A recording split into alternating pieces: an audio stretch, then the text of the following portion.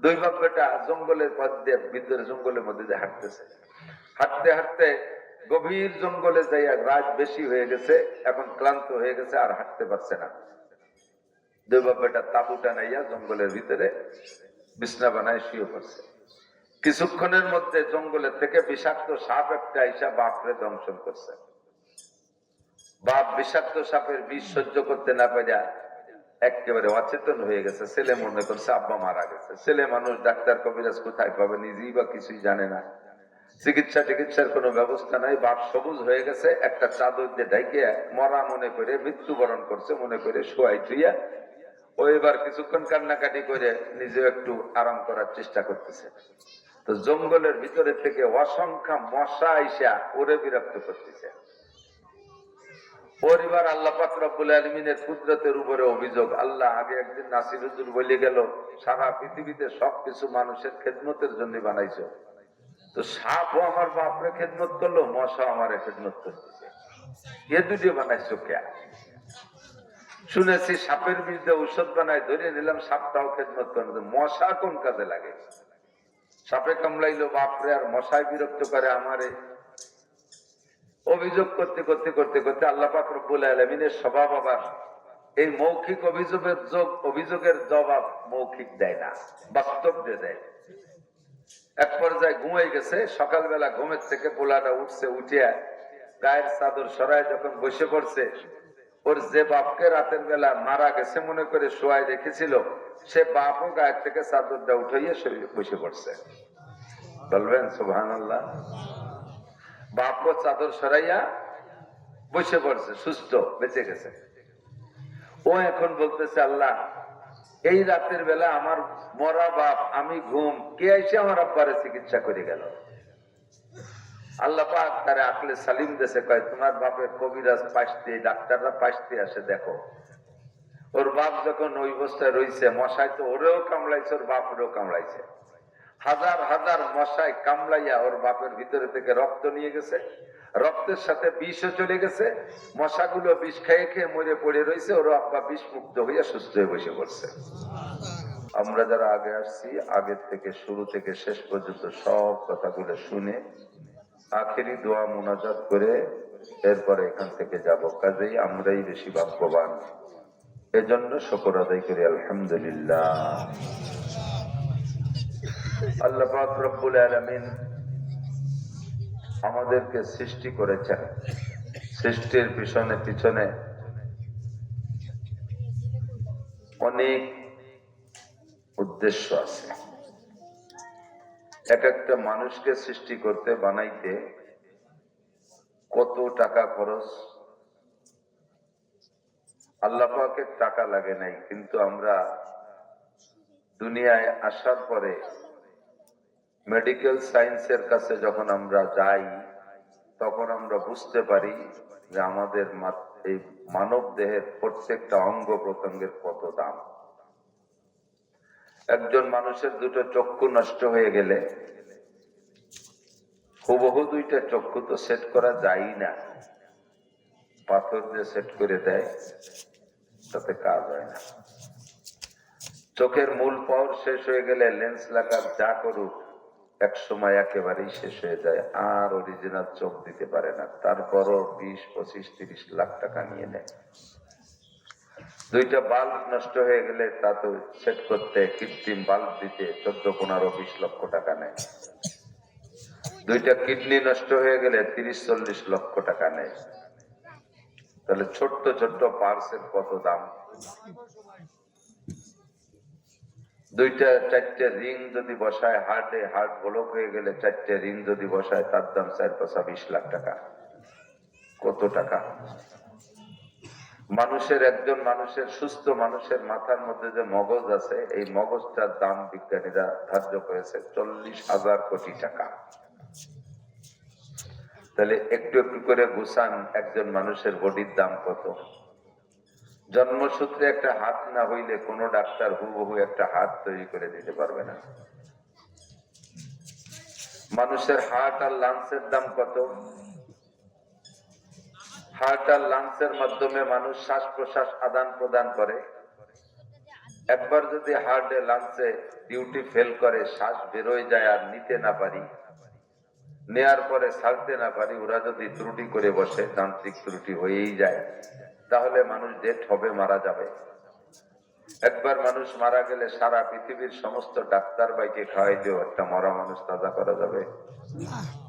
যদি তাই যাইতো তাহলে বিশ্বের বড় বড় ধনীরা মরার পরও আবার বাঁচত, একটা মরা মানুষকেও বাঁচতে দেখলাম না, ঠিক না? তাহলে সব মিলে একটু গবেষণা করি নিজের বডির ভিতরে, যে আল্লাহ পাক আমাকে কত টাকা খরচ করে বানাইছে। আমি সামান্য সামান্য কোন জায়গায় কিছু বিনিয়োগ করলে তার থেকে মোটা মোটা আশা করি। একটা ছাগল 5,000 টাকা দিয়ে কিনে 1 বছর লালন পালনের পরে 20,000 টাকার আশা করি। ছাগলের পিছনে 5,000 টাকা বিনিয়োগ করে আরো 15,000 টাকার আশা করি। 30,000 টাকা দিয়ে একটা গরুর বাছুর কিনলে 2 বছর পালনের পরে তার থেকে 2-2.5 লাখ টাকার আশা করি। জায়গা জমির পিছনে কিছু পয়সা করি বিনিয়োগ করলে তার থেকে আশা করি। ক্ষেত খামারে বীজ, সার, ওষুধ, চাষবাস ইত্যাদি বিনিয়োগ করে তার থেকে মোটা আশা করি, করি কিনা? যদি কেউ এমন আশা না করে তা তো সে পাগল। উদ্দেশ্যবিহীন কোনো কেউ কিছু আমরা করি না। যদি কেউ উদ্দেশ্যবিহীন করে সে হলো পাগল। দেখেন রাস্তায় পাগলে মুখস্থ হাঁটে, এদিক ওদিক তাকায় নাই, এত জোরে হাঁটতেছে কেমন যেন সামনে তার কোটি কোটি টাকার কারবার আছে। হঠাৎ করে গাছতলা বসে শুয়ে বসে আর হাঁটা টাটা বন্ধ, এনে ঘুমিয়ে দিয়েছে। তো পাগলে এভাবে ব্যস্ততার সাথে হাঁটে, কিন্তু তার উদ্দেশ্য নেই। আমরাও যদি এমন করি তাহলে উদ্দেশ্যবিহীন পাগলের মতো হয়ে যাব। 99% না, বরঞ্চ আরো বেশি, 1,99,999 জন মানুষ, ছোট বড় যেই আছে, আমরা উদ্দেশ্য ছাড়া কিছু করি না। তা আমরা দুনিয়ায় সামান্য কিছু করতে যে যদি সামনে এত বড় উদ্দেশ্য থাকে, আশা থাকে, আল্লাহ পাক কোটি কোটি মানুষ বানাইলেন, কোটি কোটি কোটি কোটি, জীবন ভরে কোটি কোটি কোটি, হাঁটুর কোটি খুলে যাবে তবু কোটি শেষ হবে না। এত কোটি টাকা মানুষের পিছনে খরচ করলেন, আবার এই মানুষকে সুখে শান্তিতে আরাম আইসে বসবাসের জন্য কি পরিমাণ নিয়ামত তৈরি করেছেন। আল্লাহ যত নিয়ামত আমাদের জন্য তৈরি করেছেন, আমাদের হিসাব আছে এর কাছে? কেউ বলতে পারবে না। তাও আল্লাহ চ্যালেঞ্জ করে বলেন,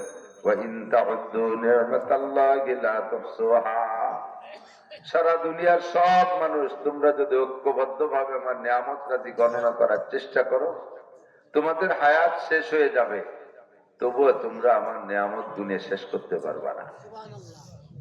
সবই আমার আপনার খেদমত করতেছে, কিন্তু আমি জানি না, সবটা জানি না, কোনোটা জানি কোনোটা জানি না। আমরা মোটা মোটা যেগুলো চোখের সামনে পড়ে সেগুলো দেখতেছি, এগুলো আমাদের খেদমত করতেছে। আমাদের চোখের আড়ালে মনের অজান্তে অসংখ্য সৃষ্টি আমাদের সেবা খেদমত করতেছে, আল্লাহ বানায় রাখছে। পাকিস্তানের মুফতি তকি উসমানী হাফিজাহুল্লাহ মাঝে মাঝে বাংলাদেশে আসেন। পাকিস্তানের এক সময়কার চিফ জাস্টিস ছিলেন, সারা পৃথিবীর মুফতিদের সর্বসেরা মুফতি বর্তমান সময়ে মুফতি শফি সাহেব রহমতুল্লাহ আলাইহির সুযোগ্য সাহেব দাদা। হুজুর বলেন, আমি আয়াতটা নিয়ে খুব ভাবি যে আল্লাহ বললেন তোমরা সারা পৃথিবীর সমস্ত মানুষ ঐক্যবদ্ধ ভাবে আমার সৃষ্টিকে গুনতে গেলে তোমরা ফেল করবা, গুনে সারতে পারবা না। কেমন কথা! 800 কোটি মানুষ আমরা বর্তমানে পৃথিবীতে আছি, 7টা মহাদেশে বিভক্ত। 7টা মহাদেশের একটা সংগঠন আছে, তার নাম জাতিসংঘ। জাতিসংঘের মহাসচিব অ্যান্টনি গুতেরেস, উনি যদি 7 মহাদেশের মহাদেশ প্রধান যারা আছে, মহাদেশের তো আবার এক একজন নেতা থাকে, 7 মহাদেশের 7 প্রধানকে যদি অর্ডার দেয়, তোমার মহাদেশে যা যা আছে গুনিয়ে দেবা 1 বছর, 1 বছর। এবার মহাদেশের মধ্যে যতগুলো দেশ আছে, মহাদেশ প্রধান যদি দেশ প্রধান, প্রেসিডেন্ট, প্রধানমন্ত্রীর দায়িত্ব দেয়, মিয়া তোমার দেশে যতগুলো, তোমার একটা দেশের যতগুলো সৃষ্টি আছে, যত যা কিছু আছে গুনিয়ে দেবা। এবার একটা দেশের যতগুলো প্রদেশ বা বিভাগ আছে, বিভাগীয় প্রধান, প্রাদেশিক প্রধানদের দায়িত্ব দিল, তোমার প্রদেশে তোমার বিভাগে যা আছে গুনিয়ে দেবে 1 বছর। এবার উনি ভাগ করে দিলেন, নিজের বিভাগের মধ্যে যে কয়টা জেলা আছে, জেলা প্রধান ডিসি সাহেব বললো, মিয়া যদি চাকরি ঠিক রাখতে তাহলে তোমার ডিস্ট্রিক্টের মধ্যে যা আছে গুনিয়ে দেবা। ডিসি সাহেব আবার 5-7টা 8টা থানা আছে, টিওনো আর ওসিরে দায়িত্ব দিল, গুনি না দিতে বলে পোস্টিং করে খাগড়াছড়ি পাঠাই দেবো। এবার এই থানা টিওনওয়ালারা গণবে কি হইল, ওনরা তো 2-4 জন, ওনরা দায়িত্ব দিয়েছে ইউনিয়নের চেয়ারম্যানকে, সামনে বিজিএফ কার্ড বন্ধ করে দেবো যদি থানা ইউনিয়নে যা যা আছে গুনিয়ে না দিতে পারো। চেয়ারম্যান সাহেব এবার 9 জন পুরুষ মেম্বার আর 3 জন সেমলি মেম্বার, এই 9-12 জনের দায়িত্ব দিয়েছে, যার যার ওয়ার্ডে যা যা আছে গুনিয়ে দেবা। মেম্বাররা প্রত্যেক বাড়ি বাড়ি শহীদার পাঠাই অর্ডার দিয়েছে, যার যার বাড়ি আর এরিয়ার মধ্যে যা যা আছে গুনিয়ে দেবা। এবার বাড়ির গার্জিয়ান আব্বা কইল যে তুই গোয়েল ঘর গুনবি, আমি রান্নাঘর গুনবো, তুই বড় ঘর গুনবি, এই পাশে আগান বাগান যা আছে গুনিয়ে ফেলা বাবা, নইলে কিন্তু ভোটার লিস্টিতে নাম কেটে দেবে। এইভাবে সংসার থেকে ব্যক্তি জীবন থেকে নিয়ে গুণা শুরু করলে 1 বছরের মধ্যে সারা পৃথিবী গুনিয়ে সারতে পারবো না। আল্লাহ কি কয়টাই কি আল্লাহ কয় যে গুনিয়ে সারতে পারবো না।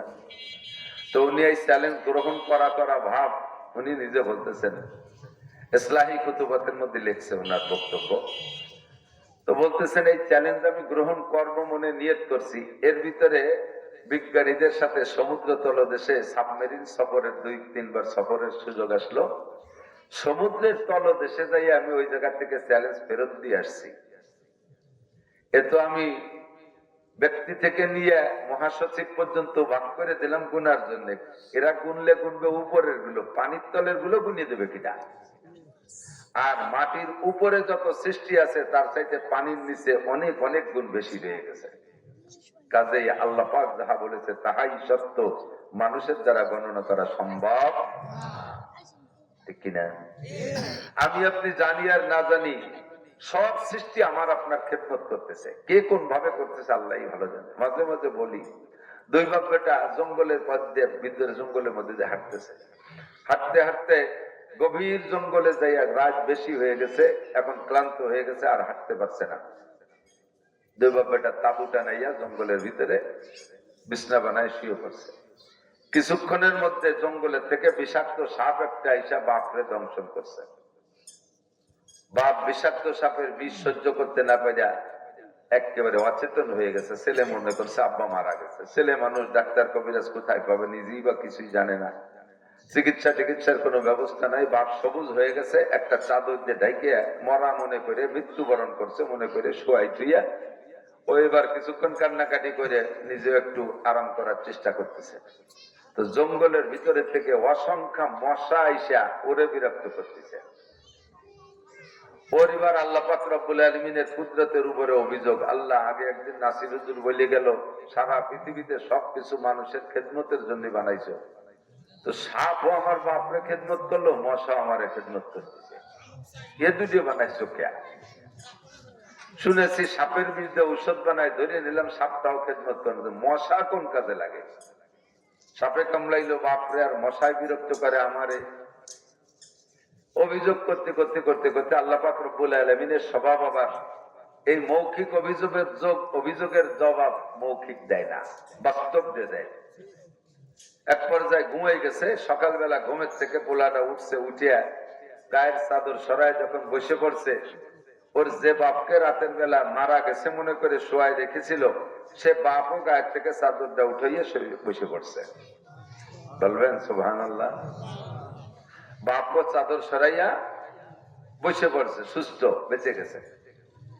ও এখন বলতেছে আল্লাহ এই রাতের বেলা আমার মরা বাপ, আমি ঘুম, কে এসে আমার আব্বারে চিকিৎসা করে গেল?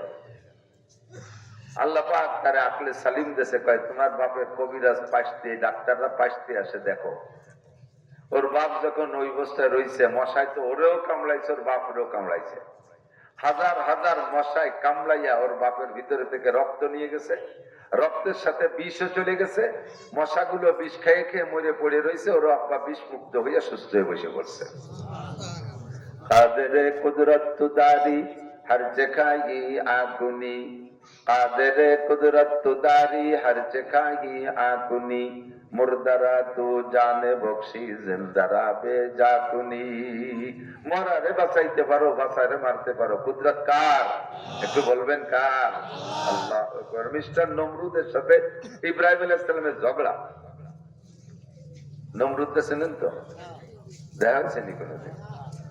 মিস্টার নমরুদ, কি নমরুদ নাকি হযরত মাওলানা নমরুদ? ইরে কামেল নমরুদ। আস্তাগফিরুল্লাহ। নমরুদ লানাতুল্লাহি আলাল কাযিবিন, বদমাইশ, খোদাই দাবি করেছে আনা রাব্বুকুমুল আলা, আমি তোমাদের সবচেয়ে বড় রব। তো ইব্রাহিম আলাইহিস সালামের দাওয়াত দিয়েছে, ইব্রাহিম দেশের সবাই আমারে রব বলে, তুমি কও। ইব্রাহিম আলাইহিস সালাম বললেন, তোমার মধ্যে রবের কি গুণ আছে, কি যোগ্যতা আছে? নমরুদ কয়, তুমি যাকে রব বলো তার কি যোগ্যতা আছে? তা আমার আছে। তো ইব্রাহিম আলাইহিস সালাম বলেন, ইন্না রাব্বি ইউহয়ি ওয়া ইউমীত, আমার রব মরারে বাঁচাইতে পারে, বাঁচাকে মারতে পারে। মরাটাকে বাঁচাইতে পারে, জীবিতটাকে মারতে পারে। পারে পারে আল্লাহ পারে, কতক্ষণ পারে? তো নমরুদ কয় যে ওয়ানা উহয়ি ওয়া উমীত, ও তো আমিও পারি, বাঁচা মারা, মারতেও আমি পারি, বাঁচাইতেও আমি পারি। ইব্রাহিম আলাইহিস সালাম কয়, আল্লাহ এ কোন দামলা, কি কইছি কি বুঝতেছে তা আল্লাহই জানে। মরারে বাঁচাতে পারে দুনিয়ার কোন মানুষ, এটা হতে পারে? বাঁচানো ডারে নাই কোপ দিয়ে মারিয়ে দিলে একটা কথা থাকে, কিন্তু মরা ডারে বাঁচাবে কি করে? তো ইব্রাহিম আলাইহিস সালাম বলতে, তুমি দেখাও, তাহলে যদি তুমি দেখাইতে পারো তাহলে আমি বিশ্বাস করব। এবার নমরুদ জেলদারোগারে বলছে, জেলারে বলছে যে দুইজন কয়েদি নিয়ে আসবা। আজকে যাদের সম্পর্কে রায় ফাইনাল হয়েছে যে আগামীকাল তাকে ফাঁসি দেওয়া হবে, আর আগামীকাল একটাকে বেকসুর খালাস দেওয়া হবে, এরকম দুইটা আসামি। যারে বেকসুর খালাস দেওয়া হবে সে তো বেঁচে যাবে, আর যারে কাল ফাঁসি দেওয়া হবে সে মরবে।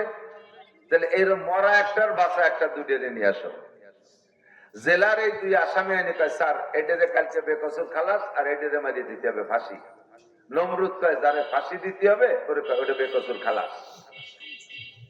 তাহলে যে কাল মারবে ওরে বাঁচাই দিল, আর যারে বেকসুর খালাস দিতে হবে কয় ওটারে জবাই দাও, ওটারে জায়গায় কতল করে হত্যা করে দিছে। নমরুদ কয়, দেখলে মরাটারে বাঁচাই দিলাম, বাচ্চাটারে মারলাম। ইব্রাহিম আলাইহিস সালাম কয়, আল্লাহ আমালের তো একটা সীমানা আছে, এত বড় আমাল যে তুমি সারা পৃথিবীর মাতৃবাড়ি কিভাবে দিলে বুঝি আসে না। এ মরা বাচ্চা বোঝে না, কে না বোঝে মরারে বাঁচাইতে পারে, বাঁচারে মারতে পারে, এর দ্বারা কি উদ্দেশ্য এটা ছোট বড় সবাই বোঝে, আর এই দামলাটা তাও বোঝে না। এখন তার জবাব সেরকম দিতে হবে, যেমন কুকুর সেরকম মুগুর দিতে হবে না। ইব্রাহিম আলাইহিস সালাম এবার বললেন, তা আরেকটা প্রশ্ন, আমার আল্লাহ আরেকটা যা পারে তুমি একটু পারিয়ে দেখাও। কি? ইন্নাল্লাহা ইয়াতি বিশ-শামসি মিনাল মাশরিক ফাতি বিহা মিনাল মাগরিব, আমার আল্লাহ জীবন করে সূর্যটাকে পূর্ব আকাশ থেকে উঠাইয়া পশ্চিম আকাশে ডুবায়। তুমি যদি পারো, তুমিও যদি খোদা হও, তাহলে তুমি পশ্চিম আকাশ থেকে উঠাইয়া পূব দিক ডুবো। কায়দা মতো হইছে না? এখন ওর যদি বুদ্ধি থাকতো ও কি করতো গন্ধি, আরে বেটা একদিন তো পূব দিক থেকে আমি উঠেছি, তোর আল্লাহ উঠেছে নাকি? তোর আল্লাহ পারলি পশ্চিম দিক থেকে উঠে এলো, এই কবে না? ও তা না কই জব যে এভাবে দেওয়া যায় তাও ওর মাথায় আসে না, অথচ সারা পৃথিবীর রাজা অবহিতাল্লাযী কাফা হা করে পড়ছে। এটা তো তার দ্বারা সম্ভব না। যদি সে বলতো যে হ্যাঁ এতদিন পূর্ব আকাশ থেকে আমি উঠাইছি, পশ্চিমে ডুবাইছি, তোমার আল্লাহ পারলি পশ্চিম দিকে উঠায় আনো, এ যদি নমরুদ বলতো, আর ইব্রাহিম আলাইহিস সালাম আল্লাহর কাছে প্রস্তাব রাখতেন, অবশ্যই আমার আল্লাহ দ্বারা এটা সম্ভব না অসম্ভব? সম্ভব ছিল না অসম্ভব? সম্ভব ছিল, ঠিক না? আল্লাহু আকবার। বলতে যে বলছি সেটা এসে গেল। তাই যে মরাকে বাঁচাইতে পারে, বাঁচাকে মারতে পারে কে? আল্লাহ। এভাবেই আল্লাহ তাআলা তার কুদরত দিয়ে অসংখ্য নিয়ামত আমাদেরকে লালন পালন করতেছে। বলতে চাইছি সূর্যটা জীবন ভরে আলো দেয়, আপনাকে আমাকে কাছে কি সরকারি ভাবে সূর্যের আলো, সূর্যের লাইটের জন্য কোনো বিল নেই? কারেন্টের লাইন 3 মাস বিল না দিলে পারা লাইনটা কাটিয়ে দিয়ে যায়, যায় কি যায় না? কারেন্টের লাইন 3 মাস বিল না দিলে কাটিয়ে দিয়ে যায়। সরকারি শহর অঞ্চলে, বড় শহরে ওয়াসার পানি আপনারা যারা ব্যবহার করেন 3 মাস বিল না দিলে কেটে দিয়ে যায়। যেসব এলাকায় গ্যাস লাইন আছে 3 মাস বিল না দিলে লাইন কেটে দিয়ে যায়। আর হাজার হাজার বছরকে বছর ধরে সূর্য আমাদেরকে লাইট দিচ্ছে, চন্দ্র আমাদেরকে লাইট দিচ্ছে, অথচ তার কোনো বিল চাই না, দেইও না। তার নিয়মতান্ত্রিক ভাবে চলতে চালে আছে। প্রত্যেকটা মানুষের বেঁচে থাকার জন্য কি পরিমাণ অক্সিজেন ব্যবহার করতেছেন, এক আজীব কুদরত। গবেষণা করলে বেরোয় আসে সবকিছু। মানব জীবনে যে জিনিসগুলো যত বেশি জরুরি, আল্লাহ তাআলা ওই জিনিসগুলো তত সস্তা করে দিয়েছে। বোঝেন নাই কথা? মানুষের জীবনে যত যে প্রয়োজনীয় জিনিসগুলো, এই জিনিসগুলো তত সস্তা করে দিয়েছে।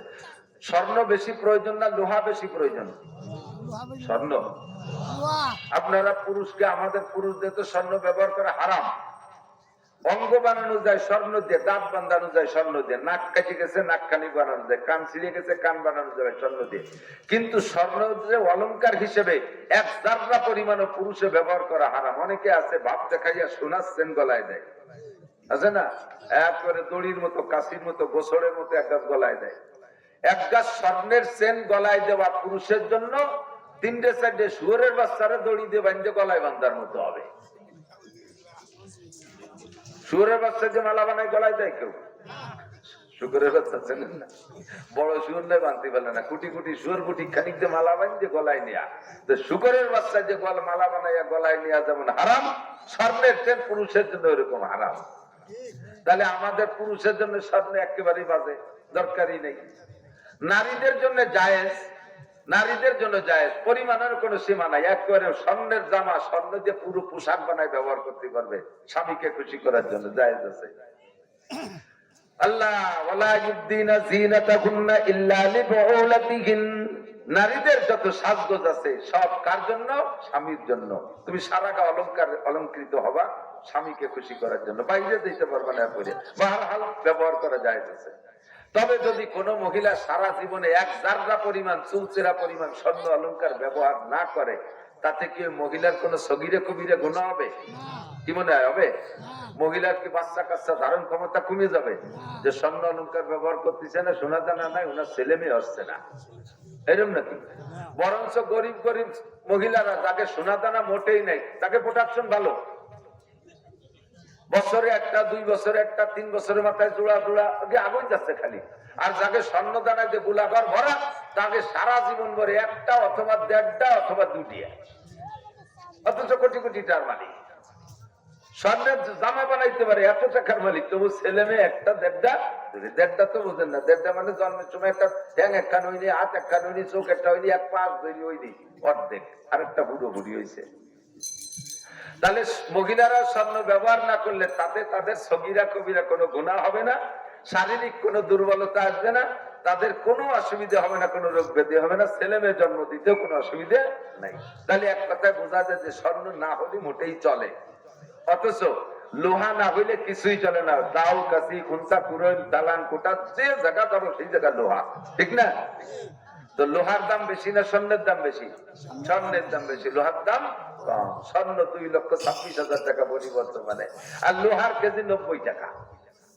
যদি এই লোহা যদি প্রয়োজন হিসেবে দাম হতো স্বর্ণের মতো, আর তা যদি ভরি হতো 2,26,000 টাকা, তাহলে দাও কাশি বানায় খাওয়া লাগতো না, সবটা দাঁত দিয়ে কামড়ায় খাওয়া লাগতো।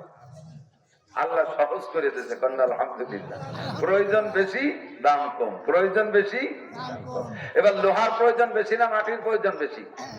মাটির প্রয়োজন বেশি, তার দাম আরো কম। 1 কাঠা জমি, 1% জমি কিনবেন 10 লাখ টাকা দিয়ে, ওই বরাবর জাহান্নাম পর্যন্ত ঘুষে চলে যাবেন, তবু আপনার নাকি ভতে কেউ দেয়া যায়? আবার ওই বরাবর আসমান পর্যন্ত জ্বালান বলাবেন, ফাঁকা টুকু আপনার, খালি মাটি টুক কিনতে দিয়ে। তো 10 লাখ টাকায় কত মাটি হবে? 10 লাখ টাকায় কি অত লোহা হবে? প্রয়োজন বেশি, আল্লাহ দাম কমাই দিয়েছে। এবার মাটির প্রয়োজন বেশি না পানির প্রয়োজন বেশি? পানির প্রয়োজন বেশি। পানির অপর নাম জীবন, তাই তো নাকি বলেন? তাহলে মাটির চাইতে পানির দাম আরো কম। পদ্মা নদী ভরে পানি রয়েছে, কে নেয় আর কে খায়? সাগর সমুদ্র ভরা পানি, গ্যালনকে গ্যালন পানি বৃষ্টিতে আসতেছে। এমনি আপনারা বানাইয়া মিনারেল ওয়াটার কিনে খান, সেটা আপনাদের ব্যাপার। বাকি আল্লাহ তাআলা আনজালনা মিনাস সামায়ে মাআন তাহুরা, আসমান থেকে আল্লাহ পবিত্র আর্সেনিক আয়রন লবণ মুক্ত ফ্রেশ পানি, বৃষ্টির পানির চাইতে ভালো পানি পৃথিবীতে এক জমজম ছাড়া কিছু হতে পারে না, ঠিক না? কি পরিমাণ পানি এবার বৃষ্টিতে নামছে, তা কি মাগিয়ে রাখছি? একটা পয়সা দিয়া লাগছে? পয়সা দিয়া লাগে নাই, ফ্রি করে দিয়েছে আল্লাহ তাআলা। পানির প্রয়োজন বেশি না অক্সিজেনের প্রয়োজন বেশি? পানি ছাড়া রমজান মাসে 17 ঘন্টা রোজা রাখবো, কোনো পানি খাবো না, কিন্তু 17 ঘন্টা রমজান মাসে নিষেধ বন্ধরে কয়জন থাকতে পারবে? 17 মিনিট খাওয়া পারবো না, 1-2 মিনিটই শেষ, ঠিক না? তাহলে পানির চাইতে অক্সিজেনের দাম আরো।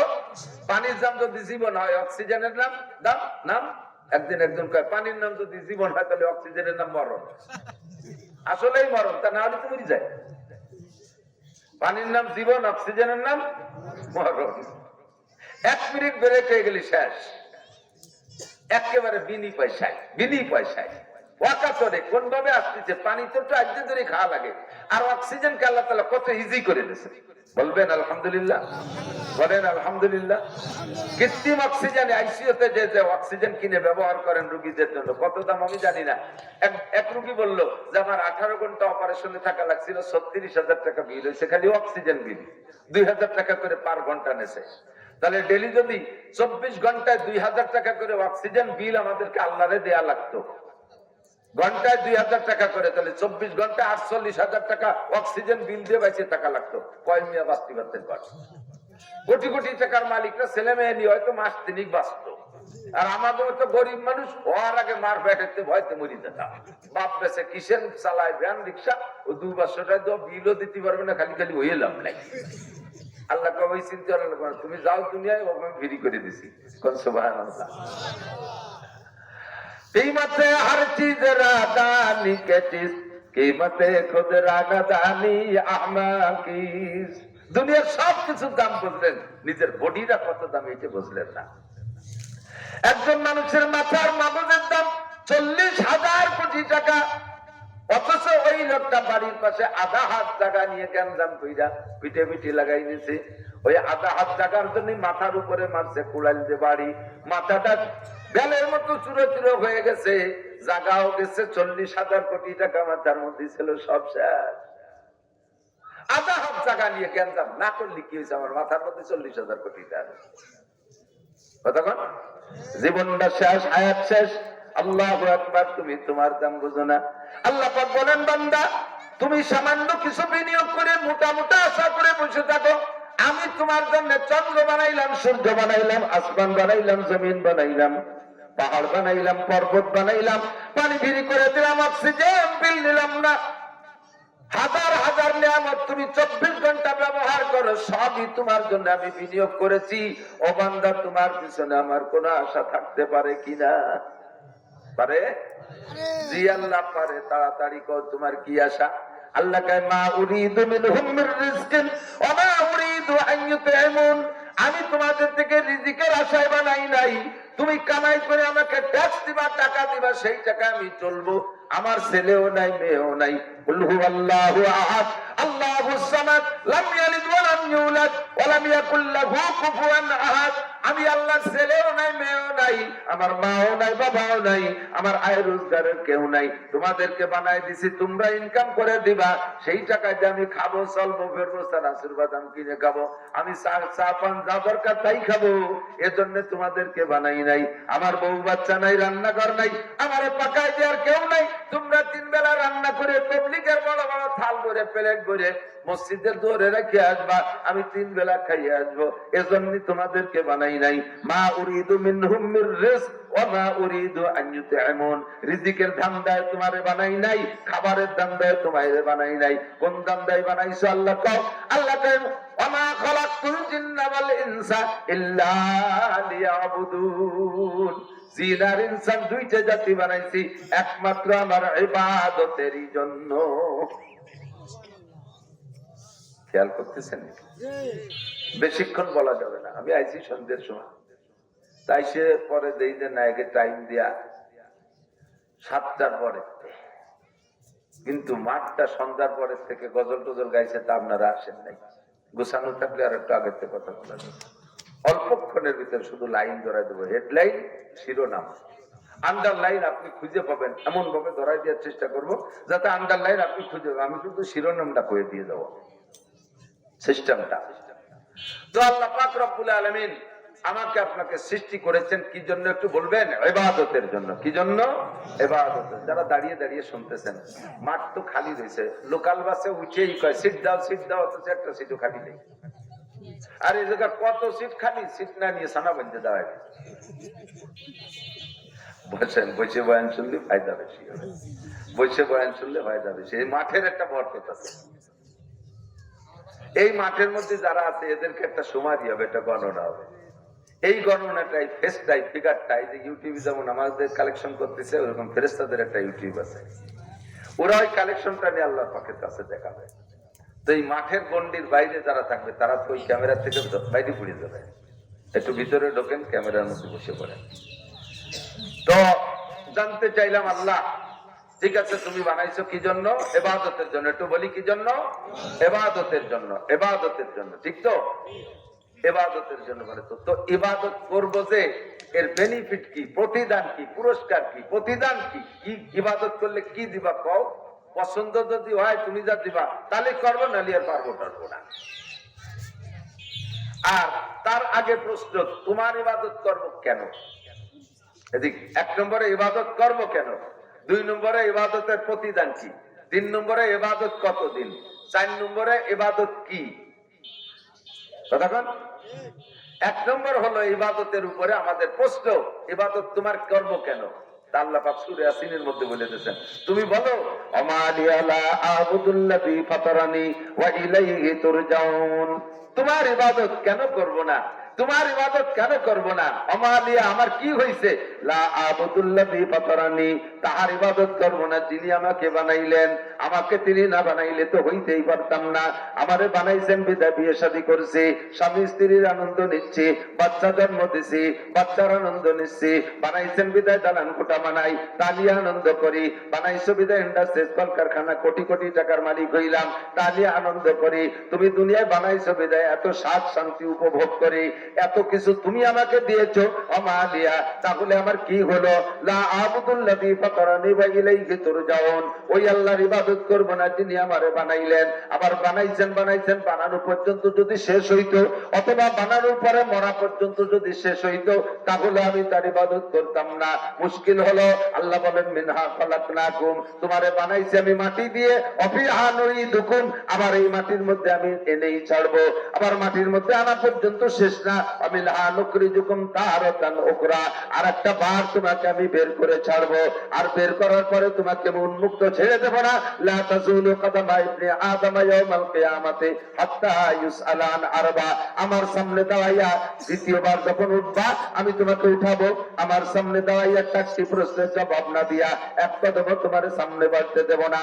নেতা হও, পিতা হও, রাজা হও, বাচ্চা হও, প্রেসিডেন্ট হও, প্রধানমন্ত্রী হও, মন্ত্রী হও, এমপি হও, ডিসি হও, এসপি হও, ওসি হও, টিএন হও, ডাক্তার হও, ইঞ্জিনিয়ার হও, শিক্ষিত হও, অশিক্ষিত হও, বীর হও, বাহাদুর হও, যত বড় শক্তির অধিকারী হও, ঘরে ইমারত রা বরিবর আসমা আকিবাত জেরে জমি কর দিনহা আলা ইয়া সাকিনাল কসরিল মুহাল্লা সাতুফানু আন করিবিন ফিত তুরাবি।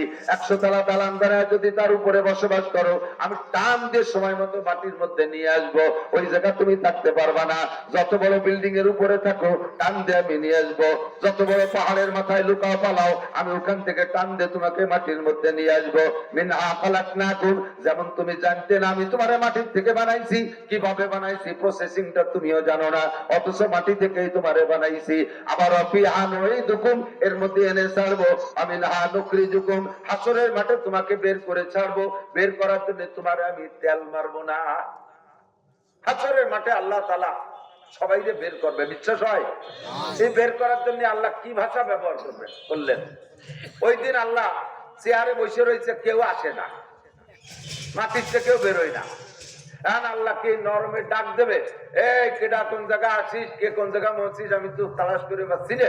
সেই আদমের থেকে কিয়ামত পর্যন্ত কোন আগান বাগানে মরে রয়েছি, চীন, Japan, America, Russia, Iran, Italy, Australia, France, Europe ইত্যাদি তালাশ করে পাচ্ছি না। তোকে সাথে একটু হিসেব নিকাশ আছে, একটু উঠিয়ে আইছি না, একটু উঠিয়ে আয়, এরকম মিঠে ডাক দেবে। আল্লাহ কয় নুখরিজুকুম, আমি আজকে বেটারকে খুঁজে বের করবো। আমি না নুখরিজুকুম তারাতান উখরা, আরেকবার তোমাকে আমি বের করেই ছাড়বো। শুধু বের করা পর্যন্ত শেষ না, আমার এখানে সামনে ইমিগ্রেশনে দাঁড়ায় 4টি প্রশ্নের জবাব দেওয়া লাগবে। বিমানে যারা উঠছেন তারা দেখেছেন ইমিগ্রেশন, বিমানের চেকপোস্টকে ইমিগ্রেশন বলে। ও জায়গা বিদেশে যাইতে গেলে 4টি ইমিগ্রেশন। 1 নম্বরে পাসপোর্ট ঠিক আছে কিনা, 2 নম্বরে টিকিট ঠিক আছে কিনা, 3 নম্বরে আপনার ব্যাগেজের ভিতরে যে লাগেজ ব্যাগেজ দিচ্ছেন ওর মধ্যে দূষিত কিছু আছে কিনা, ওইটাকে ইমিগ্রেশন করে। 4 নম্বরে আপনার বডি ইমিগ্রেশন হয়, আপনার পেটের মধ্যে সোনা খাইয়ে আবার কোন দেশে নিয়ে যাচ্ছেন নাকি। শুনছি যে জানি বিদেশের থেকে পেট করে সোনা খাইয়ে বাংলাদেশে এসে সে পায়খানা বেশি পয়সা বের করে। তোমার আবার বডির মধ্যে এই জয় ঝামেলা আছে নাকি, বডি ইমিগ্রেশন করে। লা তাজুলু কদমা ইবনি আদম ইয়াউমাল কিয়ামাতি হাত্তা ইউসালা আন আরবা, বের তোমাকে করেই ছাড়বো। 4টি প্রশ্নের জবাব না দিয়ে সামনে বাড়তে দেওয়া হবে না। 1 নম্বরে আন উমরিহি ফিমা আপনা, ভাষা ভাষা কানে শুনেন না বাবারা, আমার যুবক সোনারা ভাষা ভাষা কানে শুনো না, একটু অন্তরের কান দিয়ে শোনো। 1 নম্বর জিজ্ঞাসা হবে আন উমরিহি ফিমা আপনা, গোটা জিন্দেগি কিভাবে কাটাইছো কইয়া যাও। কে পারবেন?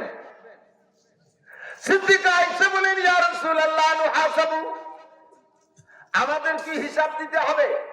নবী পাক বলেন, আয়েশা এনি ম্যান এভরিবডি, একজন মানুষের হিসাব ছাড়া পার হইতে পারবে না। আয়েশা বললেন, ওগো নবী, আমরাও কি হিসাবের সম্মুখে বিপদে পড়িয়া যাইব? হুজুর বলেন, আয়েশা রে, মান হুসিবানু কিসা, যেই হিসাবের কাঠগড়ায় দাঁড়াইবে সেই বিপদে পড়িয়া যাইবে, যেই দাঁড়াবে আল্লাহর কম্পিউটারের সামনে সেই ধরা পড়ে যাইবে। ওগো আল্লাহর নবী, তাহলে বিনা হিসাবে পার হওয়ার কোন ব্যবস্থা আছে নাকি? নবী পাক বললেন, একটা মাত্র ব্যবস্থা আছে বিনা হিসাবে পার হওয়ার জন্য। আরে আয়েশা যদি ধরা কারবায় থাকে, আবু বকর, উমর, উসমান, আলী, তালহা, জুবাইর, বিলাল, আম্মার, সুহাইব, সাহাবায়ে কিরাম ইনরা যদি সেদিন ভীত সন্তুষ্ট থাকে, আমার মতো কাঠমুল্লা, আপনার মতো সাধারণ পাবলিক আমাদের জিন্দেগির পিছনে হাত দিয়ে দেখেন কি পরিমাণ আকাম করে বসে আছি। সাবালেক থেকে নিয়ে পর্যন্ত যাদের বয়স, নাবালেক থাকতে খাতা কলম হয় নাই, দপ্তর হয় নাই, আপনার নামে মোহরি আসে নাই, সাবালেক হওয়ার পর থেকে আপনার নামে দপ্তর তৈরি হয়েছে, আপনার নামে মোহরি লেখক আসছে। সাবালেক হওয়া থেকে নিয়ে পর্যন্ত যাদের বয়স, আমি চ্যালেঞ্জ করে বলতে পারি প্রত্যেকটা মানুষের জীবনে এমন এমন দুর্ঘটনা ঘটানো আছে যেগুলো দুনিয়ার সবচাইতে নিকটতম বন্ধুর কাছেও বলা যায় না। সেগুলো যদি প্রকাশ পাইতো, সমাজের সম্মান নিয়ে মুখ বের করে হাঁটা যাইতো না।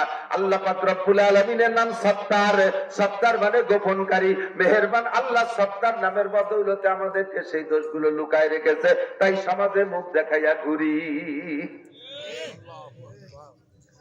আনমরিহি ফিমা আপনা, গোটা জিন্দেগি কিভাবে কাটাইছো বলে যাও।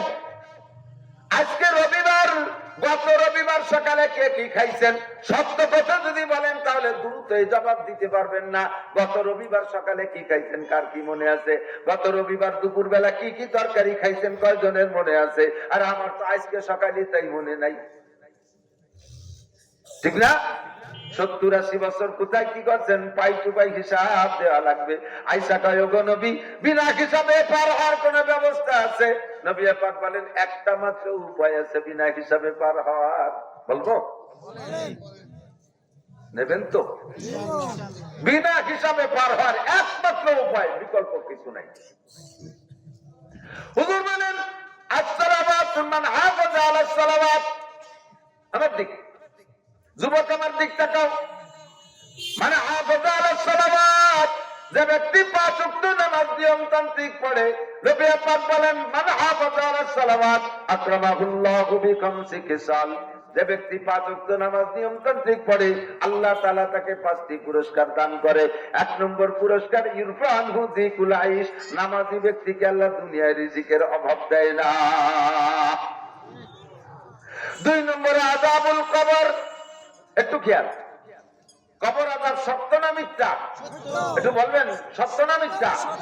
আপনি সত্য না করলেও কিছু আসে যায় না। বিশ্বনবী বলেছেন, আযাবুল কবর হাক্কুন। নবী পাক বলেছেন, কবর আযাব হক। এই কবর আযাব থেকে বাঁচার জন্য আপনার আমলনামায় 50টা হজ আছে, 200 উমরা আছে, ওগুলোই কাজে আসবে না। হজ আর উমরার প্রতিদান আলাদা পাবেন। আপনার আমলনামায় 1000 খতমে কোরআন আছে, তার প্রতিদানে আপনি অন্য জায়গায় পুরস্কৃত হবেন। আপনার আমলনামায় জীবন ভরে নফল রোজার ফরজ রোজা আছে, এই ফরজ রোজা নফল রোজা রমজানে এইটা কবর আযাবে কাজে আসবে না। কবর আযাব ঠেকানোর জন্য ওইটা কাজে আসবে না, ওর প্রতিদান আলাদা পাবেন অন্য জায়গা যায়, সেটা অনেক বড় কিন্তু অন্য জায়গা। আপনার জিন্দেগিতে কোটি কোটি টাকা যাকাত দেওয়া আছে, যাকাতের টাকায় কবর আযাব ঠেকাবে না। কবর আযাব ঠেকানোর জন্য একমাত্র কেবলমাত্র আল্লাহ, একমাত্র কেবলমাত্র ইবাদত, যে ইবাদতের দ্বারা কবর আযাব থেকে বাঁচা যায়, বিশ্বনবী বলেছেন, তা হলো খামসু সালাওয়াত, দৈনন্দিন 5 ওয়াক্ত নামাজ। কবর আযাব থেকে বাঁচা আর কোন আমলে কাজে আসবে না নামাজ ছাড়া। অন্য আমলের প্রতিদান অন্য জায়গা, কিন্তু কবর আযাব থেকে বাঁচার আমল নামাজ। কবর আযাব আছে, বিশ্বাস হয়? বাঁচা দরকার আছে নাকি? যাওয়ায় একটা কিছু হয়ে যাবে, কতজন নামাজ না পড়ি মসজিদে, তাকে যায়, আমারও তাই হবে না। এরকম নাকি? অনেকে এরকম দামদারি বসে রয়েছে, আরে কতজন, আমি তো যাওয়াকে একটু বলি, অনেকে তো মোটেই বলে না, দিয়ে বেশিরভাগই তো বলে না, তো সবাই যায়, আমারও তাই হবে। তাই যদি আপনি কন, তাহলে এই যে আপনি যদি কোনো কেসের আসামি হয়ে যান, তা পুলিশই ধরতে আসলে আপনি বলাই বেড়ান কে? কত মানুষ জেলখানায় রয়েছে, আপনি এটা ভাবলেই পারেন যে কতজন জেলখানা হয়েছে, তাকেও যায়, আমারও তাই হবে না, তাই ধরা দিয়েই ভালো, তা তো দেন না। সে সময় ফলাই ফলাই ইন্ডিয়া চলে যান হিজরত করিয়া, মহাজরে ইন্ডিয়া, মহাজরে দুবাই, মহাজরে লন্ডন, কে ফলাইছেন কে? সবাই যায়, আপনারও তাই হবে। দুনিয়ার জেলখানায় পিছিয়ে মারি ফেলে না, বিভিন্ন ভাবে সাজা শাস্তি দেয়, তবে বাঁচায় রাখে। আর জাহান্নামের শাস্তি তার সামনে কোনো তুলনাই হয় না। সেই শাস্তির থেকে বাঁচতে জন্য, কবর আযাব থেকে বাঁচতে হলে একমাত্র 2 নম্বর পুরস্কার হলো নামাজের বিনিময়। ইউতিল্লাহু কিতাবাহু বিয়ামিনিহি, হাসরের মাঠে আল্লাহ পাক আসমান থেকে আমলনামা ছাড়বেন। ফামান উতিয়া কিতাবাহু বিয়ামিনিহি ফাসাওফা ইউহাসাবু হিসাবান ইয়াসীরা, যাকে আল্লাহ তাআলা ডান হাতে আমলনামা দেবে তার হিসাব হবে আসান। তার মানে কত আসান একটু পরে বলবো। মান উতিয়া কিতাবাহু বিশিমালিহি, আর যাকে বাম হাতে আমলনামা দেবে সে বলবে ওরে কপাল, এ যদি নাও দিত তবুও তো কপাল ছিল, এই বাম হাতে দিয়ে এটা ঝামেলা ফেলাইছে। বাম হাতে দিয়া মানে তো আপনি নেবেন না বাম হাত দিয়া, এরকম আমি বাম হাতে নেবো না, আল্লাহ আমি বাম হাতে নেবো না। তুমি বাম হাতে নিবা না, তোমারে সাইড দিয়ে দেবে, দুলাই দিয়ে রিমান্ডে নিয়ে বাম হাতে ধুয়ে দেবে। বাম হাতে যার আমলনামা কপাল তার পড়বে, আর হাসরের মাঠে ডান হাতে আমলনামা পার অন্য কোন আমল নাই। 1000 খতমে কোরআনে আমলনামা ডান হাতে এনে দিতে পারবে না, কোটি কোটি টাকার যাকাতে ডান হাতে আমলনামা এনে দিতে পারবে না, 50টা 20টা হজ উমরায় ডান হাতে আমলনামা এনে দিতে পারবে না। ওর প্রতিদান আলাদা পাবেন। ডান হাতে আমলনামা পাওয়ার জন্য একমাত্র ইবাদতের নাম হলো নামাজ। কথা বল, নামাজ নামাজ নামাজ। সপ্তাহে একদিন, বছরে 2 ঈদ, অথবা মাঝে মাঝে খোপা চাইলে জানলে মনে চাইলে পড়লাম। একেবারে নিয়মতান্ত্রিক, খামসু সালাওয়াত, ইফতারা জাকাতুল্লাহ, 5 ওয়াক্ত নিয়মতান্ত্রিক ভাবে। একটু পরে কই, তাহলে কবর আযাব থেকে কি বলা হয়? ডান হাতে আমলনামা পার আমলের নাম কি? আপনারা সবাই পান নাই, আমি একটু কয় কেন জানেন? একটু কোন আগে কই, না লাগে কই দিলি পরে বাসা চালাক হয়ে যাবে না। ডান হাতে আমলনামা পার আমলের নাম কি বলছেন তো? প্রত্যেকে মুখ দিয়ে বলছেন, যার যার আমলনামায় লেখা হয়ে গেছে। কিয়ামতের মাঠে যাইয়া আপনারা যখন অ্যারেস্ট করবে ফেরেশতারা, এই তুমি শোনো নাই যে ডান হাতে আমলনামা পার আমলের নাম নামাজ? কয় না না, এই হুজুরটা কইনি তো। এই যে নাসির হুজুরের ওয়াজ শুনতাম, উনিও যদি একটু বলতো যে নামাজের দ্বারা এই হবে, তাহলে কি আমরা নামাজটা পড়ে ছাড়ি? আমরা কত ভালো তোমরা জানো না? সেদিনে মুখ মসবেন, তখন তো আমরা বিপদে পড়ি। আল্লাহ আমার দরবারে মৌলবী খাইয়ে দিয়ে পয়সা নিয়ে চলে এসেছে যে নামাজ শেষ নেই, আমার তো ভাষা চামড়া থাকবো না, বাড়ির চালায়। তো আমার পিঠ বাঁচানোর জন্য মুখ দিয়ে খোয়াইছে। আর কোরআনে বলে মায়াল বিজুমিন কাউলিন ইল্লা লাদাইহি রাকিবুন আতীদ, যে কথা মুখ দিয়ে বেরোয় ওই যে ফেরেশতারা লিখে ফেলে। মুখ দিয়ে বলছেন না, লেখা হয়ে গেছে। এখন আপনি আর অস্বীকার করে কুল পাবেন না, তুমি নেই কোনোদিন আমাদের কথা কোনোদিন শুনি নেই, এভাবে জ্ঞান জ্ঞান করতে পারবেন না। আল্লাহ। 3 নম্বর হলো পুরস্কার, ওয়ায়ামুরু আলা সিরাতি কালবার। ডান হাতে আমলনামা পার পরে ফেরেশতাদের কাছে জিজ্ঞেস করবেন, ভাই এর টিকিট তো পাইছি ভেস্তে কোন দিক? ফেরেশতারা বলবে এই দিক। কদ্দূর যে দেখেন যে পদ্মা নদী, এ পার হইয়ে উপার যায় বলে ভেস্তে। এই পদ্মা নদী নিচে, এই পদ্মা নদীতে তো পানি আছে, ঠান্ডা পানিতে সাঁতার কেটে চলে যেতে পারবেন। কিন্তু যেই পদ্মা পার হয়ে উপার দিয়ে জান্নাত, ওই পদ্মার ভিতরে পানি না, খালি আগুন। ওইটা সম্পূর্ণ জাহান্নাম। জাহান্নামের উপর দিয়ে একটা পুল থাকবে, ওই পুলটা পার করে যে উপার হলো জান্নাত, ওইটার নাম সিরাত, ওইটার নাম পুল সিরাত। ওইটা পার হয়ে পার যেতে হবে। চুলের চাইতে চিকুন, হীরার চাইতে জান। শুনতে শুনতে কান তেল সাপ হয়ে গেছে, এখন আর ওই কথা ভিতরে হিট করে না। চুলের চাইতে চিকুন, হীরার চেয়ে ধার। 2-4 কদমের পথ না, উঠতে 10,000 বছরের পথ, সমতলে 10,000, নামতে 10,000, 30,000 বছরের পথ। আরে আমাদের বাংলাদেশে বিভিন্ন খাল কুয়োর উপরে সাঁকো থাকে, বাঁশের চার থাকে সাঁকো, হ্যাঁ, পায়ের নিচেটা যদি একটু দুর্বল দুর্বল ভাব হয়, হাতে ধরার একটা থাকে, ওইটা ধরে নাড়ায় চাড়ায় দেখে যে তলেরটা ভাঙিয়ে গেলে ওইটা ধরে ঝুলতে ঝুলতে যাচ্ছে। এই ফুলসিরাতের গুড়ায় যে দেন যে নিচেরটার ওই অবস্থা, ওদিকে ধর্নার বাসই নাই, ভয়তে চক্ষু বন্ধ করে বসে পড়ে, ও খুদা এ বাচ্চা হলি বলে ভেস্তে নাই তোমার ফেরেশতারা করে, সত্যি নাকি আল্লাহ? বলে হ্যাঁ সত্যি না, থেকে উপার ছাড়া ভেস্তে নেই, এর পাশে কোনো ভেস্তেই রাই নেই। এই তো পার হওয়া কোনো মতো সম্ভব না। চোখ বন্ধ করে ভয়তে আমল নামা কোলে নিয়ে জিম ধরে বসে রয়েছে। এখন কিছুক্ষণ বসে থাকার পরে কয় যে পার না হলে ভেস্তে যদি যাই না যায়, বসেতে তো লাভ নাই, দেখি আমার যে কোনো মতে গড়িতে গড়িতে যাওয়া যায় নাকি।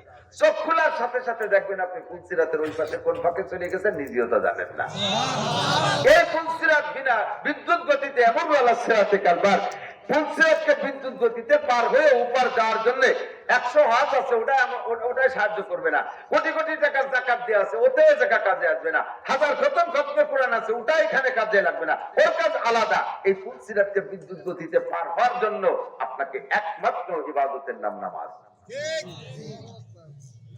যদি মনে করেন যে না আমরা যাবো না ঢাকা, কোনোদিন যাবো না, এই পাশেই থাকবো, ঢাকা জাতি গেলি পদ্মা পার হতেই হবে, তাহলে সেটা না গেলেন না গেলেন। আর ও পাশে তো, এ পাশে থাকলে তো লাভ নেই, তো কিচ্ছু নেই, এ পাশে আছে ধুলাই, বেসতে যাইতে হলে ওই পদ্মা পার হতেই হবে। পার হওয়ার উপায় একমাত্র নামাজ, একমাত্র ইবাদত কি? বুঝে আসছে তো? ফমান শাআ ফালইউমিন ওমান শাআ ফালইয়াকফুর ওমান শাআ ফালইউসাল্লি ওমান শাআ ফালাম ইউসাল্লি। যার মনে চায় পড়েন, যার মনে চায় না পড়েন না। ওমা আলাইনা ইল্লাল বালাগ, আমার দায়িত্ব ছিল বলে দিয়ে চলে গেলাম বলে। এবার চাকরি হয়ে গেছে না নামাজের পুরস্কার। 5 নম্বর পুরস্কার হলো ওয়ায়াদখুলুল জান্নাতা বিগাইরি হিসাব। নামাজি মানুষই একমাত্র বিনা হিসাবে জান্নাতে চলে যাবে। এই বিনা হিসাবে জান্নাতে যার আমল, আয়েশা নবী পাকের কাছ থেকে শিখে নিলেন, শুনে নিলেন, সেটা হলো নামাজ। মান হাফাজা আলা সালাওয়াত আকরামাহুল্লাহু বিখামসি খিসাল। 5 ওয়াক্ত নামাজ পড়লে 5টা পুরস্কার। পঞ্চম পুরস্কার ইয়াদখুলুল জান্নাতা বিগাইরি হিসাব। দুষ্ট যুবক, আল্লাহ পাক বলেছেন মিনহা খালাকনাকুম ওয়া ফিহা নুঈদুকুম ওয়া মিনহা নুখরিজুকুম তারাতান উখরা। এই দুনিয়ায় আমার জিন্দেগি জীবন পর্যন্ত শেষ যদি হইতো, অথবা মরা পর্যন্ত যদি শেষ হইতো, তাহলে আমরা ওয়াজের ময়দানে এভাবে গলা ফাটাফাটি করতাম না, আমরা চিল্লাপাল্লা করতাম না, বরঞ্চ আর সবাই যা বলে আমরা তার চাইতে বেশি বলতাম। চলো যাই কক্সবাজার যাই, চলো যাই কুয়াকাটা যাই, চলো যাই সরোয়ার্দী উদ্যানে যাই, চলো যাই আসতেছে সামনে 31st নাইট। সুবহানাল্লাহ, 31st নাইট খ্রিস্টানদের আবিষ্কার, নাসারাদের আবিষ্কার। 31st নাইট যদি করে মুসলমানের বাচ্চা রাত্রে রাত্রে আনন্দ উদযাপন করে আর পয়লা জানুয়ারিকে স্বাগতম জানায়, আল্লাহর নবী পাকের বক্তব্য, কিয়ামতের ময়দানে এই সমস্ত মানুষগুলো ইহুদ নাসারাদের সাথে জাহান্নামী হবে।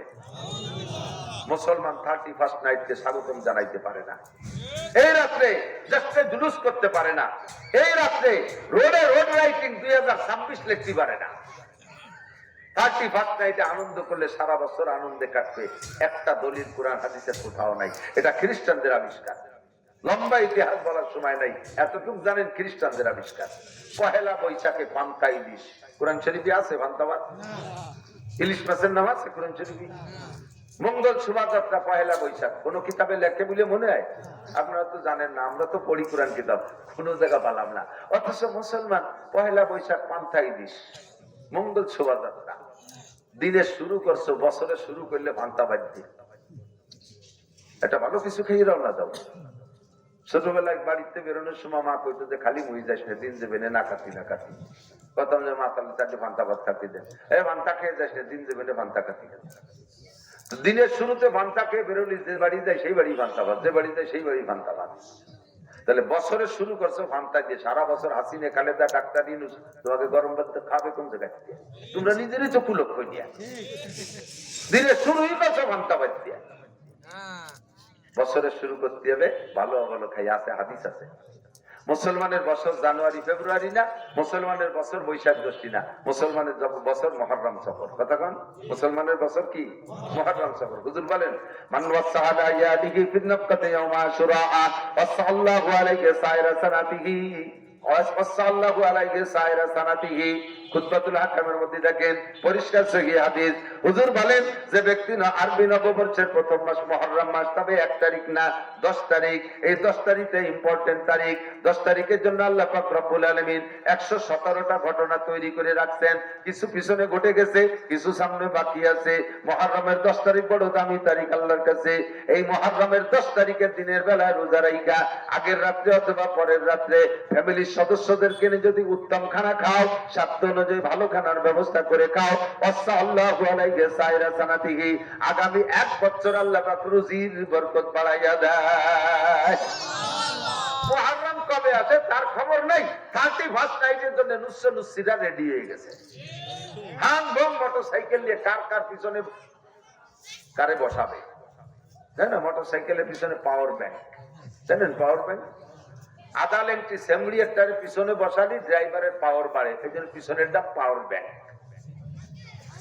এই পাওয়ার ব্যাংক বসাইয়া এই কুয়াশা সিঁড়ির রাত্রে চলে যাবে। এই সমস্ত ভাঙ্গা রাস্তা যে ঘুষায় না, ভাঙ্গা মানে ভাঙ্গা একটা ভালো রাস্তা, আরে ভালো জায়গায় যে ভাঙ্গা রাস্তা, এই টুকরোর মধ্যে ঢাকায় টুকরে পার হয়ে যাইয়া বা শুরু হয়েছে 6 লেন, একে টানে চলে যাবে যাত্রাবাড়ি পোস্টগুলা। ওই আমার রাতভর নাচ করে বেড়ে আমার সাথে সামনে তো এগুলো সাক্ষাৎ করে, দেখি খেলা কারে পায়। এরা জানোয়ার রে স্বাগতম জানাতে গেছে 1 জানুয়ারি। 31 হারাম হারাম। যুবক যদি তুমি মুসলমানের বাচ্চা হও তাহলে তুমি এখানে যাবা না। আর যদি তুমি ইহুদ নাসারাদের কোনো কিছু ভিতরে তোমার মধ্যে ঢুকে থাকে কোনো কায়দায়, তাহলে তুমি যেতে পারো, তোমার অনুমতি আছে। আমরা এই জায়গা যারা আছি 31st নাইট উদযাপন করব না, 1 জানুয়ারিকে আমরা স্বাগতম জানাবো না, প্রতিজ্ঞা করা যাবে? দেখি কারা কারা। অনেকে একটু গুট হয়েছে, মানে আমি অর্ধেক পর্যায়ে ফিরে আসবো। নারে তাকবীর। আল্লাহ হাতগুলোকে কাবার গায়ে পৌঁছাই দিও, রাসূলের রওজায় হাত দেওয়ার তৌফিক দিও, সারা জীবনের সকল প্রকার কুসংস্কার থেকে ফিরে থাকার তৌফিক দিও, সমস্ত নোংরামি থেকে বেঁচে থাকার তৌফিক দিও। কিয়ামতে নবী পাকের সাথে হাতে মুসাফায় হাত মিলিয়ে দিও। তোমার হাতের খানা এদের বুকে উঠে খায়। কোরআন বইয়ের একটা দোয়া দিয়ে এই দোয়া নিতে হবে। 31st নাইটে যাওয়া যাবে না।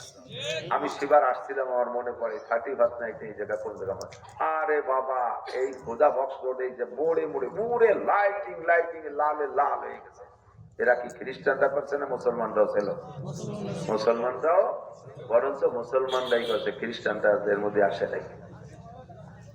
আমি বলতাম যদি কবর পর্যন্ত শেষ হইতো, হায়াত পাইছি কবর পর্যন্ত যাবো তাও ঠিক আছে, মরণ পর্যন্ত যদি সমাপ্ত হতো, দোস্ত বলতাম চলো রাজপথ 31st নাইট করি। 14 কি বলে ফেব্রুয়ারিতে যা পরানে চাই তাই করবো। চলো যাই জঙ্গলের মধ্যে চলে যাই, জোয়াই যাই তসবিহ তাহলিল করে আসি। এইভাবে আকাম কোকাম মদ গাঁজা পেন্সিলিন হিরোইন মিরেন যা পরানে চাই আমিও খাইতাম, তোমাদেরকে পরামর্শ দিতাম। মুশকিল হলো মরা পর্যন্ত শেষ না। মিনহা নুখরিজুকুম, আর একবার যে বের করবে, আর বের করে সামনে দাঁড়াইয়া ইমিগ্রেশনে জবাব দেয়া লাগবে। ওই দিন জবাব দেয়া বড় কঠিন হয়ে যাবে। হিসাবের কাঠ গড়ায় দাঁড়াইলে বিপদে পড়িয়া যাইব। কথা বলেন ঠিক কি ঠিক না? এই জন্য আমার সব ভয় রয়ে গেছে। আল্লাহু আকবার। জি আল্লাহ, তোমার আমরা বিশ্বাস করি তুমি আমাদের কোন উদ্দেশ্য নিয়ে সৃষ্টি করেছ, সেটা হলো কি ইবাদত। কেন তোমার ইবাদত করব না, যেহেতু তুমি সৃষ্টি করেছ আর অসংখ্য নিয়ামত দিয়ে পালো। এবার জানতে চাইলাম আল্লাহ ইবাদতের প্রতিদান কি? এদিক ইবাদতের প্রতিদানটা একটা কিছু তো হতে হবে। ইবাদতের প্রতিদান কি? ভালো পছন্দসই ইবাদতের প্রতিদান পাইলে ইবাদত করব। আল্লাহ পাক রব্বুল আলামিন বলেন প্রত্যেকটা ইবাদতের প্রতিদান আমি 2 দিক রেখেছি। আমার দিক প্রত্যেকটা ইবাদত, এমন কোন ইবাদত নাই যে ইবাদতের প্রতিদান সম্পূর্ণ আখিরাতের জন্য রেখে দিয়েছি, দুনিয়ায় তার সাথে কিছুই নাই, এরকম নাই। যে ইবাদতই বলবা প্রত্যেকটা ইবাদতের প্রতিদান, খেয়াল করতেছেন না, মানে বুঝতেছেন না, প্রত্যেকটা ইবাদতের প্রতিদান আমি আল্লাহ 2 দিক রেখেছি। বড় অংশটা আখিরাতের জন্য, আর ছোট্ট একটা অংশ দুনিয়ায়। ছোট্ট যেটা তোমার দুনিয়ায় প্রয়োজন সেইটা, যেহেতু দুনিয়াও ছোট, এর হায়াতও ছোট, এই জন্য তার প্রয়োজনও ছোট। প্রত্যেকটা ইবাদতের প্রতিদানের ছোট্ট একটা অংশ দুনিয়ায় রাখছি। যেমন নামাজেরটা বলে আসলাম, নামাজের 5টি পুরস্কারের একটি পুরস্কার দুনিয়ায় রুজির অভাব হবে না, বাকি 4টে পুরস্কার মরণের পরে। তুমি রমজানে রোজা রাখবা, এর আখিরাতে মূল প্রতিদান আমি আল্লাহ তাআলা তোমাকে সমস্ত রোজাদারদেরকে সামনে বসাইয়া আমার কুদরতি হাতে 500 বছর ইফতারি খাওয়াবো। এইটা হলো আখিরাতের মূল প্রতিদান। দুনিয়ার প্রতিদান কি? রমজানে ইজাদু ফি রিজকুল মুমিন, রমজানে রোজাদারের রুজি বাড়ায় দেয়। এগুলো আনেন, এই এটা কার? ওকে ওয়াজ শোনার বয়স হয়েছে, ওই তালুক দিচ্ছে, সব মানুষ ওর দিচ্ছে। 7 বছরের আগে বাচ্চাদেরকে ওয়াজও আনা যাবে না, মসজিদেও নিয়ে যাবে না। এই যে এগুলো ওয়াজ শোনার বুদ্ধি হয়েছে।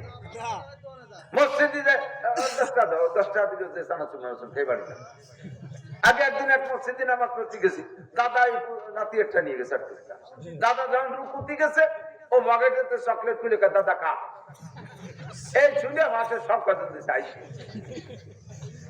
এরপরে দাদা তো নামাজের মধ্যে খাতি যায়নি, চকলেট খাতি যায়। যখন চকলেট খাচ্ছে না সে, দাদা খোঁজে রাগ করে দাদা লুঙ্গি ধরে ঝুলিয়ে পড়ছে, ঘুরাইতে ফিরি আমার সামনের কাতারে। এই জন্য বিশ্ববিজ্ঞানী মুহাম্মদ রাসূলুল্লাহ সাল্লাল্লাহু আলাইহি ওয়াসাল্লাম বলে দিয়েছেন, মুরু সিবিয়ানাকুম বিসসালাতি ওয়া আবনাউ সাবির সিনিন, 7 পরের থেকে তার এই বিবেচনা বোঝা হয়, তারপরে থেকে যে এরকম উল্টো পাল্টা করে না। এই জন্য 7 থেকে স্কুল, 7 থেকে কেজি, 7 থেকে মক্তব, 7 থেকে মসজিদ, 7 পরে মসজিদে শুনতে আনবেন। তার আগে এই পকেটের মধ্যে এইগুলো আইয়ে খালি পরিবেশের অন্যরে ডিস্টার্ব করে। কতক্ষণ? তাহলে আমি এবার হেডলাইন আমার বক্তব্য চলে এসেছে। অত্যন্ত আমাদের সকলেরই প্রিয় ইয়ং মানুষ, যুবক মানুষ, এটা আরিফ বিল্লাহ কুষ্টিয়া, সুললিত কণ্ঠের অধিকারী, সব বলবে ইনশাল্লাহ। আমি শুধু এই বলছি না যে শিরোনাম হেডলাইন ধরাই দেবে, তার মধ্যে যে স্বভাব খারাপ, আন্ডারলাইন এখানে ঘুরিয়ে যে সময় নষ্ট হয়ে যায়। তো কি বলবো? ইবাদত, ইবাদত করব। ইবাদতের প্রতিদান কি? ইবাদতের প্রতিদান আল্লাহ পাক বলেন, ফালিয়াবুদু রাব্বা হাযাল বাইত আল্লাযী আতামাহুম মিন জু ওয়া আমানাহুম মিন খাউফ। দুনিয়ায় ইবাদতের প্রতিদান দুনিয়াটাকে বুঝে নাও। তুমি এই ঘরের রবের ইবাদত করো, মসজিদ কো এই ঘরের রবের ইবাদত করো, কাবার রবের ইবাদত করো, মসজিদের রবের ইবাদত করো। কেন করবো? আল্লাযী আতামাহুম মিন জু ওয়া আমানাহুম মিন খাউফ, তিনি তোমার সমস্ত ক্ষুধা দূর করে, ক্ষুধা দূর করে, তোমার অভাব দূর করে। ওয়া আমানাহুম মিন খাউফ, এই ইবাদতের প্রতিদানে তোমাকে নিরাপদ বসবাসের ব্যবস্থা করে দিবে। র‍্যাব কুরবার কুবরা আর্মি পুলিশ বিডিআর কেউ তোমার নিরাপত্তা দিতে পারবে না। হাসিনা খালেদা পারে নাই, আর এই যে ডক্টর ইউনূসও পারতেছে না। ওয়াকাতরে মানুষ যেখানে সেখানে মরিয়ে সাফ হয়ে যাচ্ছে। কতক্ষণ? কোন শখ, চতুর্দিক দিয়ে খুন খারাপি চলতেছে, নিরাপদ বসবাসের ব্যবস্থা নাই, রাস্তায় নিরাপত্তা নাই, গাড়িতে নিরাপত্তা নাই। আল্লাহ তাই তুমি আমার ইবাদত করো, আমি তোমার নিরাপত্তার দায়িত্ব নিলাম। ঘরের ভিতরে 1 কোটি টাকা রেখে দরজা খুলে ঘুমাই থাকবা, রাতের বেলা কোনো ধুলোবাই এসে শালা করে ডাক দেবে না, আরামসে ঘুমাবা। সুন্দরী মেয়ে রাতের অন্ধকারে 10 কিলোমিটার হেঁটে যাবে, রাস্তায় কেউ তারে কি কার কুক মারতে সাহস পাবে না। ফালিয়াবুদু রাব্বা হাযাল বাইত, সবাই যদি ইবাদত করলে ওয়ালা হয়ে যায়, সকলের অন্তরে আল্লাহর ভয় এসে যাবে, কেউ রে কেউ উত্তপ্ত করবে না, কেউ কেউ রে খেয়ানত করবে না। এই জন্য এটা হলো আমার প্রতিদান। আর আখিরাতের প্রতিদান রয়েছে আমার কাছে প্রচুর। আখিরাতের প্রতিদান কেমন? আল্লাহ কাইলা হুম্মা ইয়াশাউনা ফিহা ওয়া লাদাইনা মাজিদ। তোমারে আগে বলবো তোমার কি কি লাগবে কও, তোমার চাওয়া শেষ হয়ে যাওয়ার পরে অসংখ্য রয়ে যাবে। আল্লাহ কায় ওয়া লাদাইনা মাজিদ, এগুলো বিনা চাওয়ায় তোমারে বস্তা ভরে দিয়ে দেব। জি আল্লাহ, ইবাদত করব কতদিন? তাই তো আমি তো গত রমজানে রোজা রাখছিলাম, এবারও কি রাখতে হবে নাকি 1 রমজান রাখলেই হবে? আমি তো সিল্লে যে দস্তারখান মস্তারখান যা ছিল সব ব্যবহার করেছি। বাড়ি আসার পরে তো থাল প্লেটও খাই না, আমি তো পোড়োর মধ্যে মারিয়ে দিই। ইবাদত কর। আল্লাহ কায় ওয়াবুদ রাব্বাকা হাত্তা ইয়াতিয়াকাল ইয়াকিন, 5-10 বছর ইবাদত করে বিরতি নেওয়ার সময় নাই। এক চিল্লে 40 তাবলীগে যে চিল্লে ইবাদত করছে, তারপরে বিরতি নেওয়ার সুযোগ নাই। 5 রমজান রোজা রাখছে, এরপরে রোজা রাখবে না, এমন কোন সুযোগ নাই। 10 বছর পর্দা করছে, আর পর্দা করা লাগবে না, রিটায়ার্ড হয়ে গেছে, এমন কোন সুযোগ নাই। ওয়াবুদ রাব্বাকা হাত্তা ইয়াতিয়াকাল ইয়াকিন, সাবালেগ হওয়া থেকে নিয়ে সব ইবাদত একভাবে মরণ পর্যন্ত করিতে হইবে। ঠিক না? মরণ পর্যন্ত ইবাদত বিরতি কোনো নেয়ার সুযোগ নাই, এর থেকে রিটায়ার্ড আর পেনশন নাই, ইবাদত করতেই থাকবা মরণ পর্যন্ত। জি আল্লাহ বুঝছি, তাহলে কয় ইবাদত কি একটু কয়ে দাও দুই কথার মধ্যে। আল্লাহ কা ইবাদত একেবারে সব সহজ, ইবাদত সহজ। ইবাদত কি সহজ? মা তাকুমুর রাসূলু ফাখুযুহু